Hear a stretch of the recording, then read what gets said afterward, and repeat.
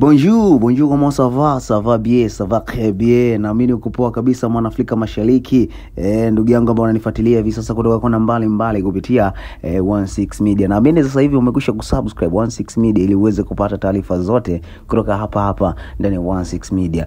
Bwana, hii ni taarifa mbaya ambayo inahusu timu ya taifa ya Tanzania kwa maana Taifa Stars siku ya jana kuweza kupoteza kwa magoli 4-3 dhidi ya Kuwait.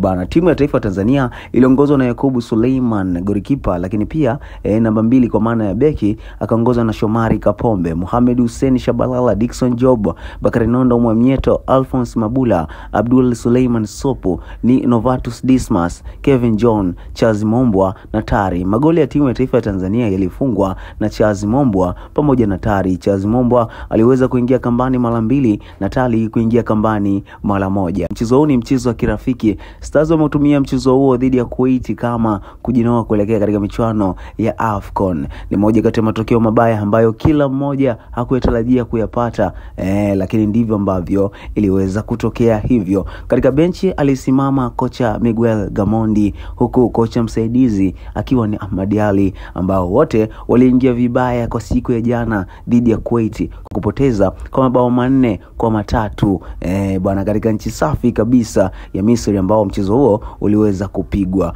Ni matokeo ambayo si kila Mtanzania alikuwa akitarajia kuyapata, lakini pia performance ambayo timu ya taifa ya Tanzania ilionyesha ni kubwa sana kutokana na namna ambavyo waliweza kucheza kwa siku ya jana. Tunaweza kusema ni kama ahadi ni deni. Tusubiri tuone nini kitakachotokea, kwa sababu kama mwanzo mzuri ndio huu kwa makocha hawa kwa maana Miguel Gamondi pamoja na Ahmad Ali, basi pengine tukaenda kushuhudia maajabu makubwa sana katika michuano ya AFCON ambayo inaenda kufanyika pale nchini Morocco. Mimi ni Allen Kijaduka, hii ni 16 Media. Kikubwa tu ni kwamba usisahau kusubscribe, kucomment na kulike ili uwe wa kwanza kupata taarifa zetu, kwa sababu sisi tuko hapa kuwajuza kile ambacho kinaendelea kutoka kona mbali. Alichagui habari, sisi habari zote tunaziweka, kwa maana habari zote za kimichezo. Sisi tunakwambia tu ya kwamba endelea kufuatilia, lakini pia kama umesubscribe mwambie ndugu yako na pia asubscribe.